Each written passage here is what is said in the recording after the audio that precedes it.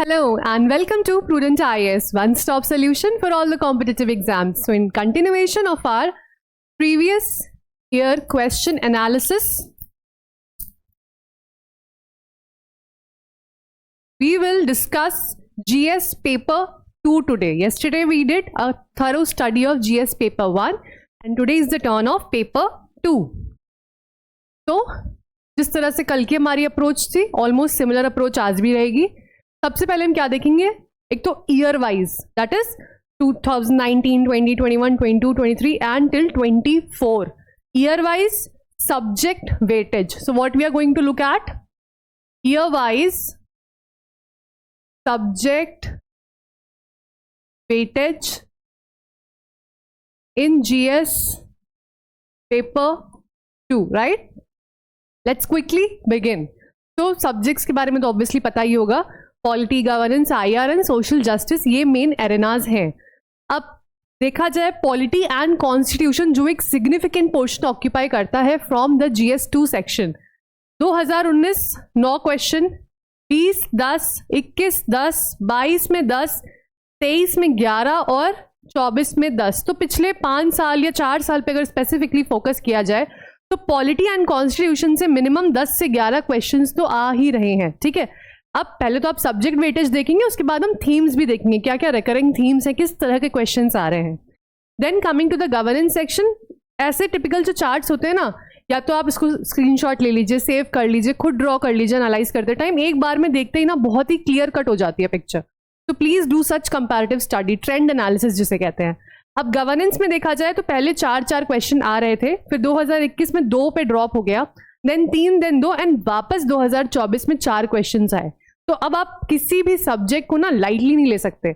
मेरा क्या फंडा रहता है पता है, जितने मैक्सिमम आए हैं उससे उसकी वेटेज को चेक करिए. फॉर एग्जांपल इसमें 11 क्वेश्चंस आए हैं तो अब आप 11 ही देखिए. यहाँ पे 2 क्वेश्चन आए थे 2023 में, बट देखिए ना अगेन 4 क्वेश्चंस आ गए. तो better focus on the weightage as per the 4 questions. IR की बात किया जाए, कॉन्स्टेंटली 4 क्वेश्चंस आ रहे हैं. सो 2025 में भी 4 क्वेश्चंस ही आ सकते हैं, या हो सकता है इस बार बहुत ज़्यादा ग्लोबल कॉन्फ्लिक्ट्स हो रहे हैं, ग्लोबल एरेना ने काफ़ी अच्छा स्पेस ऑक्यूपाई किया, इतने सारे इवेंट्स हैं, ट्रांसफॉर्मेशंस हैं, शिफ्ट्स हो रहे हैं. तो आईआर में भी 5 क्वेश्चंस भी आ सकते हैं, बट एटलीस्ट 4 तो आएंगे ही आएंगे. सोशल जस्टिस की बात की जाए तो इसमें ऑब्वियसली कम हो रहा है. पिछले 2 साल में अगर हम देखें तो 3 क्वेश्चंस, 2 क्वेश्चंस, बट एक बार 4 क्वेश्चंस भी आए हैं. तो अब देखिए, जब आप कंपैरेटिव ऐसा एनालिसिस करते हैं तो आप क्या देख सकते हैं, जैसे आईआर का बहुत आजकल चल रहा है. ठीक है, आईआर पे बहुत क्वेश्चंस आ सकते हैं, अच्छा खासा स्टडी मटेरियल है, हो सकता है इसमें कुछ इंक्रीज हो जाए. अब इसमें इंक्रीज होगा तो पैरेलली कौन से सेक्शन इसमें डिक्रीज हो सकता है. तो this might help in analysing what are your strong sections, कौन से सब्जेक्ट्स में आपको पता है मेरे इतने नंबर आने ही आने हैं. इसी तरीके का एक कंपैरेटिव एनालिसिस ये 5 साल का हमने 19, 20, 21, 22, 23, 24 किया है, इसके पहले 5 साल का आप करेंगे. For 6 years we have done and next you will be doing. अब क्या सिर्फ इसका trend analysis over the years काफ़ी है? नहीं, एक सिंगल पेपर उठा के देखना है, उस सिंगल पेपर में मार्क्स का वेटेज कितना है, क्योंकि इससे आप याद कितना ही रख पाएंगे, कितने क्वेश्चन 10, 11 आ रहे हैं, 4 आ रहे हैं. ठीक है, जब मार्क्स के थ्रू इसको समझेंगे ना तो बेटर क्लैरिटी आएगी. Now quickly let's just learn about the marks weightage. सबसे पहले अगर बात की जाए पॉलिटी एंड कॉन्स्टिट्यूशन, ठीक है, polity plus constitution, this occupies a major chunk. And हम स्पेसिफिकली अब कौन से पेपर की बात कर रहे हैं, 2024 में जो यूपीएससी मेंस पेपर 2, इस पेपर का स्पेसिफिक एनालिसिस कर रहे हैं. तो उसमें निकलता है पॉलिटी एंड कॉन्स्टिट्यूशन से अराउंड 125 मार्क्स, अच्छा खासा, मोर देन हाफ उससे ही आया है. देन सोशल जस्टिस बहुत छोटा सा चंक था, but again can not be ignored because each and every mark matters. Compare to others it was smaller, तो 25 marks. Then we have 50 marks for IR. IR again इस बार और ज्यादा questions आने की भी उम्मीद हो सकती है, बट कंसीडरिंग जो ट्रेंड चल रहा है, 4 क्वेश्चंस कॉन्स्टेंटली आ रहे हैं, तो 4 तो आएंगे ही आएंगे. And next will be the governance section जो इक्वली इंपॉर्टेंट था. It also got 50 marks. तो ये किस तरीके का एनालिसिस हो गया? मार्क्स वाइज, ठीक है, हमने वेटेज देखा कि किस सब्जेक्ट का कितना वेटेज है. Now focusing on the same paper 2024 में जो आया था, हम कुछ क्वेश्चंस को देखेंगे और हम जानेंगे पर्टिकुलर सब्जेक्ट में, जैसे कि पॉलिटी एंड कॉन्स्टिट्यूशन में क्या थीम्स हैं, कौन से रिकरिंग थीम्स हैं और किस तरह से हमें फोकस करना है. अब एक बहुत अच्छा तरीका पता है क्या होता है? जब आप अपना कोई भी पॉलिटी की बुक, सपोज आप स्टैंडर्ड बुक लक्ष्मीकांत देख रहे हैं, just open the index, right? आपने कोई भी प्रीवियस ईयर निकाला है, उसमें इंडेक्स में सारा जॉट डाउन है, सारे टॉपिक्स. जिस टॉपिक से क्वेश्चन आ रहा है, आपको लग रहा है बार बार आ रहा है, जस्ट मार्क अ टिक और अ स्टार, डॉट, कुछ भी एक सिंबल बना दीजिए. जितनी बार वो क्वेश्चन आ रहा है ना, उतनी बार वो टिक बढ़ाते जाइए, तो आपको पता चल जाएगा. जैसे इलेक्टोरल रिफॉर्म्स हैं, अब इलेक्टोरल रिफॉर्म पे बहुत सारे क्वेश्चंस आ रहे हैं कि रिकरिंग टॉपिक हो गया ये, तो उस पर काफी सारे टिक हो जाएंगे कंपेयर टू अदर टॉपिक्स. तो वो चैप्टर पढ़ते वक्त भी आप उस पर स्पेसिफिकली फोकस कर पाएंगे. This is extremely important. ये छोटी छोटी चीजें ऐसी लगती है ना कि यार इससे क्या ही फर्क पड़ेगा, बोरिंग सा काम है, बट प्लीज ट्रस्ट मी, ये सबसे आपको एंड में मेंस में बहुत हेल्प मिलेगी. Prelims is qualifying but mains is going to decide your rank. तो I will read out first some questions. One nation one election पे है. Second is on Lok Adalat and arbitration tribunals. Then the growth of the cabinet system, about the parliamentary supremacy, comptroller and auditor general of India. अब questions किस तरह से frame हो रहे हैं आप वो देखिए. जैसे हम एक एग्जांपल उठाएं, analyse the role of local bodies in providing good governance at the local level and bring out the pros and cons of merging local bodies with the urban local bodies. So this will promote some brainstorming and critical thinking. Coming to the next question, right to privacy is an intrinsic to life and personal liberty etc. So topic is, theme is right to privacy. अब right to privacy क्यों पूछा गया? ऐसे ही randomly कि कोई भी topic उठा के अक्कड़ बक्कड़ नहीं.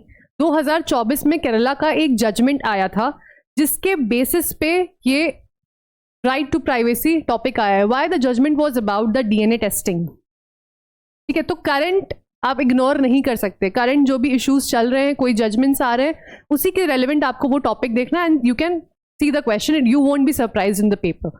नेक्स्ट, अगर हम ये पार्लियामेंट वाला देखें question, the growth of the cabinet system is practically resulted in the marginalisation of parliamentary supremacy.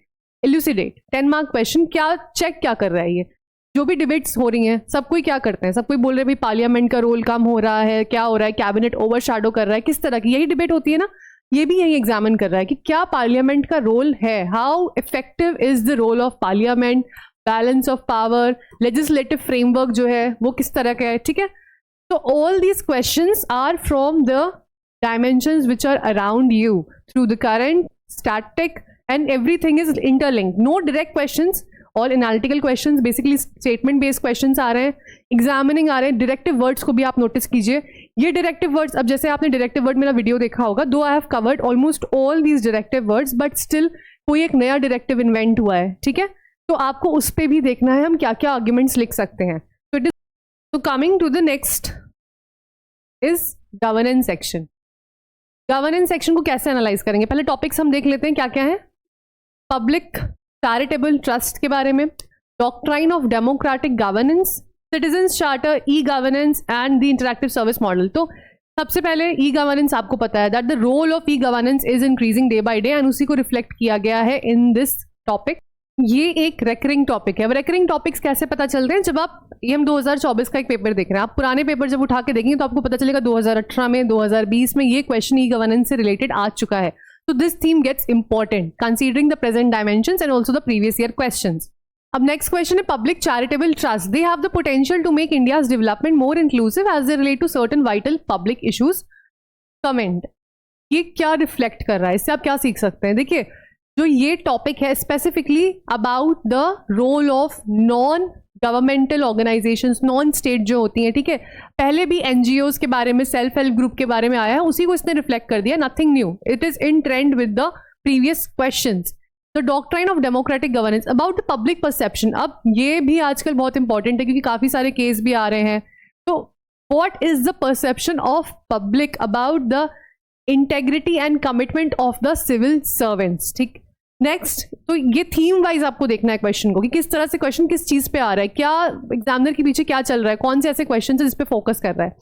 Citizen charter की बात की जाए तो citizen charter has been a landmark initiative in ensuring the citizen-centric administration, but it is yet to reach its full potential, identify the factors hindering the realization of its promise, and suggest the measures to overcome it. क्या ये इससे हो रहा है? किस तरह से public service delivery को इंप्रूव किया जा सकता है? ठीक है, पहले भी राइट टू सर्विसेज एक्ट हो गया, बहुत सारे अकाउंटेबिलिटी मैकेनिज्म्स हैं, इन पे भी क्वेश्चंस देखे गए हैं. तो अगर आप पहले वाले ट्रेंड्स को जानते तो this is not a surprise, ये उन्हीं का ही रिफ्लेक्शन है, but of course the dimension is change, the topic is the same but the dimension is change. तो this was about the governance section. Next coming to IR. IR is extremely important for this year. अब IR में देखिए क्या क्या topics आए हैं. सबसे पहले geo political and geo strategic importance of Maldives for India. तो नेबरहुड डिप्लोमेसी सभी को पता होता है कितने इंपॉर्टेंट है हमारे neighbours as perspective of from the perspective of UPSC mains. तो उसी को रिफ्लेक्ट किया गया है, मालदीव्स पे आ गया, और एनीवेज मालदीव्स पे इशू वगैरह भी सारा हो रहा था, तो उसी को रिफ्लेक्ट करते हुए क्वेश्चन आया. Nothing new, nothing surprising. The west is focusing up US China rivalry. तो UPSC का बहुत ज्यादा फोकस रहता है. This is also a recurring topic, US China rivalry. अब ये जो भी सारी ग्लोबल ग्रुपिंग्स हैं, बिम्स्टेक हो गया, सार्क एक्सेट्रा, उसी के रिलेशन में ये importance of CARS, that is the Central Asian Republic. So the focus of the global groupings is also immense. ये बता रहे हैं कि इसका geopolitical relevance भी बढ़ता जा रहा है. Next up is the terrorism has become a significant threat to global peace. अब देखिए जो international institutions है ना, उनका रोल बहुत ज़्यादा क्वेश्चन किया जा रहा है. And considering the modern challenges, the modern global threats, जो terrorism है, that is a global threat. So the role of international institutions in facing these global threats, in curbing these global threats, and how global security can be insured. तो इस तरीके के theme पे ये question देखा गया. अगर आपने अच्छे से थॉरो स्टडी की गई है, आपने सारे वीडियोस भी पता है आपको, तो आपको पता है किस तरह से स्ट्रक्चर करना है, इंट्रो बॉडी कंक्लूजन रखनी है, सब हेडिंग्स भी आ जाएंगे. बस थोड़ा सा जब भी पढ़ाई करनी है आपको, तो आंसर राइटिंग पर्सपेक्टिव को दिमाग में रखना बहुत ज़्यादा ज़रूरी है. Next up is the social justice. अब सोशल जस्टिस के अगर हम क्वेश्चंस को देखें, let me read out the first one for you. Poverty and mall nutrition. तो सभी को पता है, जिसने थोड़ा बहुत भी प्रीवियस ईयर क्वेश्चंस देखे हैं, कि बहुत फेवरेट एंड रिकरिंग टर्म्स क्या है, टॉपिक्स, पावर्टी, माल nutrition, human capital formation etcetera.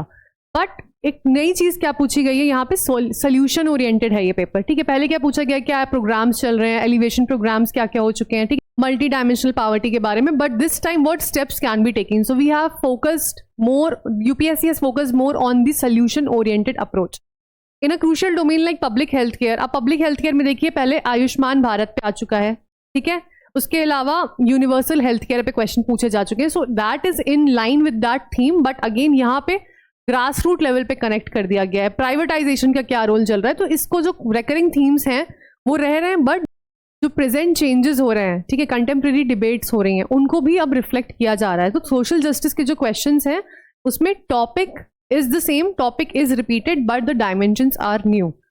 तो जिस तरह से हमने इसको एनालाइज किया, theme wise analysis, subject wise, topic wise, किस तरह से रेकरिंग थीम्स आ रहे हैं, this is the way to analyse the UPSC previous year questions.